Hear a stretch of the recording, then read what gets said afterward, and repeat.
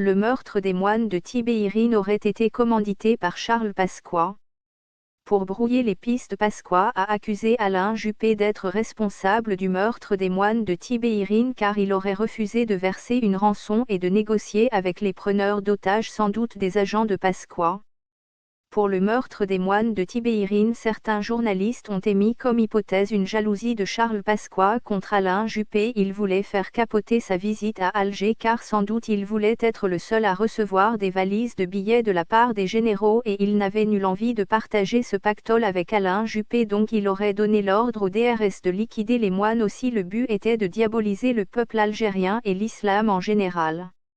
De plus, Charles Pasqua rêvait de se présenter aux élections présidentielles et Alain Juppé risquait de lui barrer la route. C'était son rival en politique et en affaires. Le simulacre de meurtre d'un prêtre catholique et la trépanation du crâne d'un prêtre chrétien feraient partie d'un rite de passage de la franc-maçonnerie vers un degré supérieur. Or il y a là tous les éléments dans le meurtre des moines exécutés d'une balle dans tête et décapités. Le candidat au 30e degré, celui qui va devenir chevalier Kadosh, fait le geste de poignarder deux couronnes. Il s'agit de la couronne royale et la couronne papale. Il s'agit de détruire la religion et la monarchie, puis il met sur sa tête la couronne de laurier. Ce serait un rituel de la franc-maçonnerie noire. La tradition de la vengeance contre le roi exécrable, le pape et le traître s'est transmise à travers les âges. L'aspirant doit frapper 3 crânes: le pape, le roi et la superstition. Si M. Pasqua ne peut se permettre de dire ouvertement aux généraux algériens « Donnez-nous un prétexte solide pour donner un grand coup de pied dans la fourmilière », cela va autrement pour le Barbouze JC. Marchiani. Il propose à ses amis de la DRS de monter une opération de provocation contre des intérêts français en Algérie sans dommages physiques, sans perte d'hommes, une opération blanche.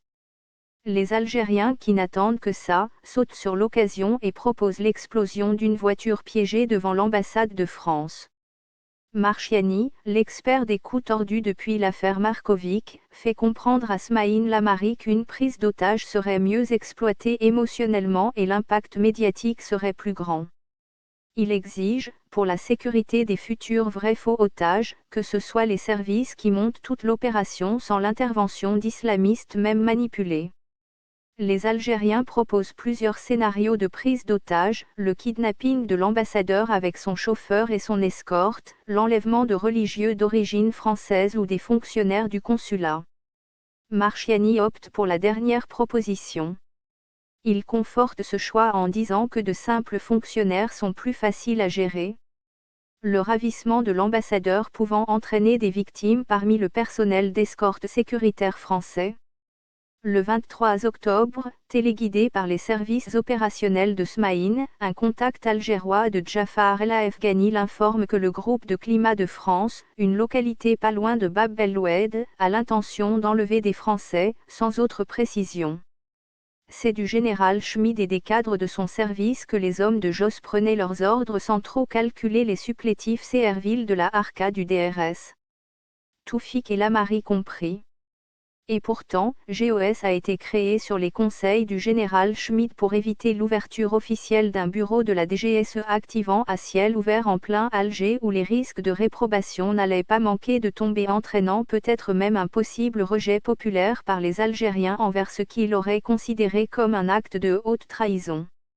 L'opération Chrysanthème lancée par Pasqua n'est que l'enterrement de la neutralité française et son implication dans la répression. Les Français comme les Algériens ont le droit de savoir que le réseau Pasqua n'est pas étranger au drame vécu par les otages des services algériens, ni à la mort de Français dans le métro parisien, ni à l'enlèvement et l'assassinat des moines de Tibérine.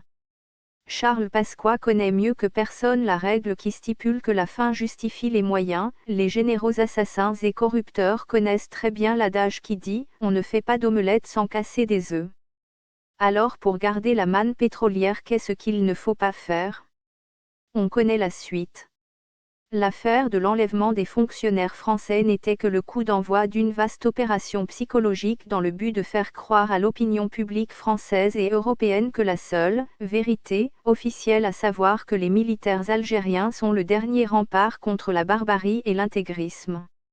L'acceptation de la version officielle par l'opinion publique dans l'affaire de la prise d'otages d'octobre 1993 a déterminé la suite des événements, à savoir, les assassinats d'étrangers, l'affaire de l'Airbus en 1994, l'affaire des moines et les attentats de Paris. À la suite du meurtre des moines de Tibéirine, le peuple algérien a été diabolisé, ce qui rendait plus difficile l'obtention de visas européens, ce qui maintenait prisonniers en Algérie les opposants qui ainsi pouvaient facilement être enlevés et liquidés par le DRS et les réseaux Pasqua ou Foccart de la France-Afrique.